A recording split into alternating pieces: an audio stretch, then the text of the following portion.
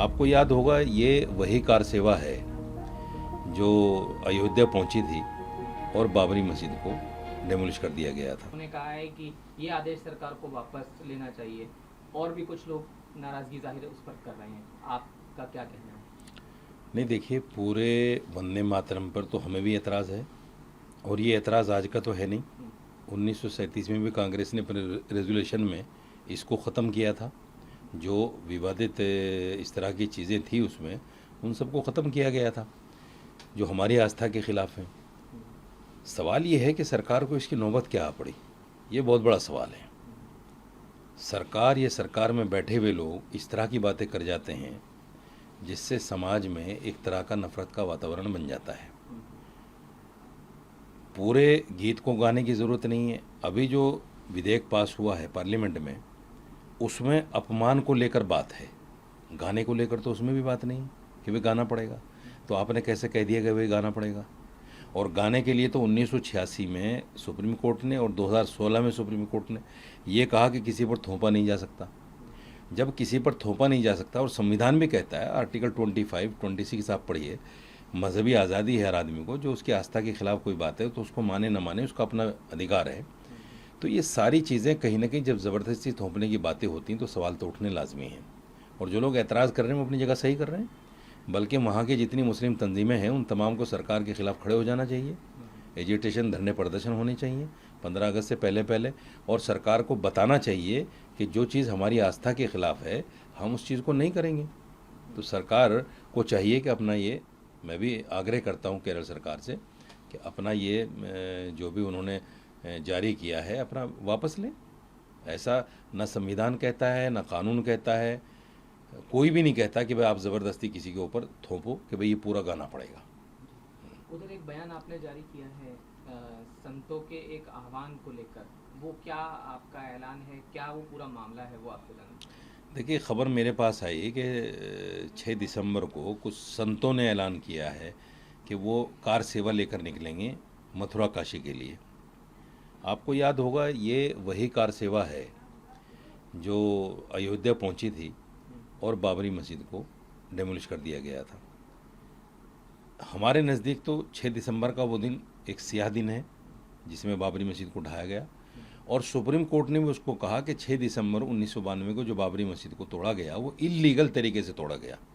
यानी कोर्ट ने भी उसको लीगल नहीं माना, बल्कि कोर्ट ने तो यहाँ तक भी कहा कि जो लोग उस कॉन्स्पिरेसी में शामिल थे उनके खिलाफ कार्रवाई भी होनी चाहिए। ये अलग बात है कि छोटी कोर्ट ने उनको माफ़ कर दिया। तो इसी तरह का जुर्म और इसी तरह का अपराध ये लोग फिर करने जा रहे हैं 6 दिसंबर में। 6 दिसंबर को कार सेवा का नाम लेकर, कार सेवा तो बहाना है। ये लोग ये चाह रहे हैं कि हम ज़बरदस्ती वहाँ लाखों आदमियों की भीड़ इकट्ठी कर दें, और कहा भी गया उस खबर में कि हम उन विवादित ढांचों की एक एक ईंट को अलग अलग कर देंगे। जब पहले से आप इस तरह की बातें कर रहे हो तो मैं तो इनको संत भी नहीं मानता। संत तो इस तरह का आह्वान नहीं कर सकता। मैंने जो धार्मिक किताबें पढ़ी हिंदू धर्म की, उसमें कहीं नहीं लिखा कि दूसरे धर्म से नफरत करो, उनकी धार्मिक स्थलों को गिरा दो, ज़बरदस्ती उनके साथ को, ऐसा कहीं भी नहीं लिखा है। तो ये जो आह्वान है ये संत नहीं है, ये भगवा चोला पहनकर संत बने बैठे हैं और अपनी आस्था के नाम पर दूसरे की आस्थाओं को चोट पहुंचाने का काम करते हैं रोज़ाना।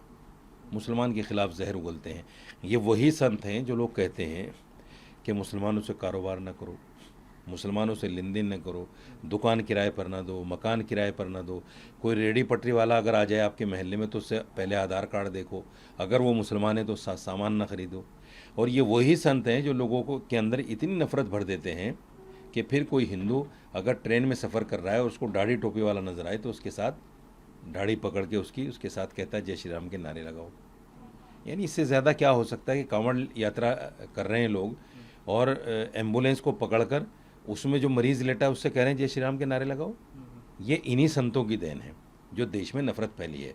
तो मैं इनको संत नहीं मानता, ये संत के नाम पर पाखंड कर रहे हैं, और मैं समझता हूँ कि ऐसे लोगों के खिलाफ शासन प्रशासन को एक्टिव होकर, चूँकि सुप्रीम कोर्ट का वो जो फैसला है कि इल्लीगल बाबरी मस्जिद को तोड़ा गया, शासन प्रशासन की ये जिम्मेदारी है कि इस तरह का इल्लीगल कोई कृत्य न हो सके।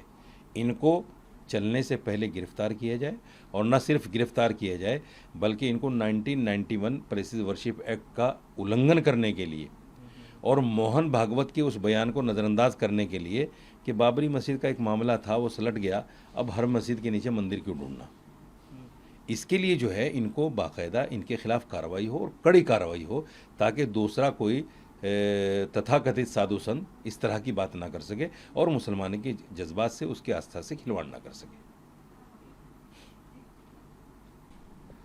आपने कांवड़ यात्रा को लेकर एक बयान दिया था और उस पर जानकारी ये है कि एफआईआर कुछ हुई हैं, कई अलग अलग जगहों में हुई है देश के अलग अलग हिस्सों में, क्या आपका कहना है उस पर?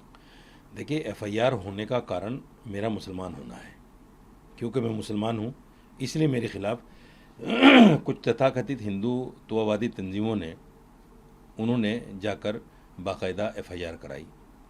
मैं उन लोगों से कहना चाहता हूँ, अगर आप इतने ही हिंदू हितैषी हैं और इतने ही सद्भावना बनाए रखने की बात करते हैं, नफ़रत फैलाने वालों के खिलाफ खड़े हैं, तो आप जाके केशव प्रसाद मौर्य के खिलाफ भी कार्रवाई कीजिए, जिन्होंने कहा था कि सारे मदरसे आतंकवाद की फैक्ट्री हैं। उन्होंने तो सारे मदरसों को बोला, मैंने तो सारे कांवड़ियों को नहीं बोला, मैंने तो सिर्फ उनको बोला जिन्होंने पुलिस को पीटा, स्कूली बच्चों की वैन पर हमला किया, और जिन्होंने एम्बुलेंस में मरीज से कहा जय श्री राम के नारे लगाओ, जिन्होंने एक पूरे ट्रक को लूट लिया। मैंने उन लोगों को बाकायदा चिन्हित करके कहा कि ऐसे लोग शिव भक्त नहीं हो सकते। तो मेरा बयान ये ऐसा तो है नहीं कि मैंने तमाम कांवड़ियों को गलत कह दिया, फिर भी आपने एफआईआर करा दी। केशव प्रसाद मौर्य ने ये कहा कि पाकिस्तान, बांग्लादेश और हिंदुस्तान, यहाँ जितने भी मदरसे हैं वो सब आतंकवाद की फैक्ट्री हैं। तो क्या केशव प्रसाद मौर्य के खिलाफ कार्रवाई नहीं होनी चाहिए? और वो एंकर, वो रिपोर्टर जो मुझसे आके पूछते हैं कि आपके खिलाफ कार्रवाई हो गई है और एक साहब कह रहे हैं कि बाहर मत निकलना, नहीं तो आपके साथ कुछ भी हो सकता है, उनकी औकात है, उनकी हिम्मत है कि वो केशव प्रसाद मौर्य से एक सवाल कर लें कि भाई आपने ऐसा बयान क्यों दे दिया।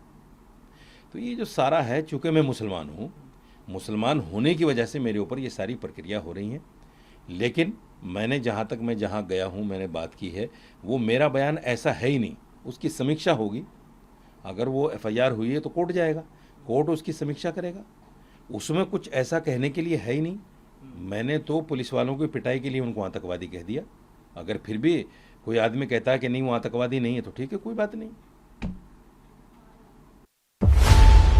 खबरों की रणभूमि में यहां शोर नहीं, सोच लड़ती है, जहां शब्द नहीं, फैक्ट्स वार करते हैं और हर सवाल खोलता है सच की नई परत।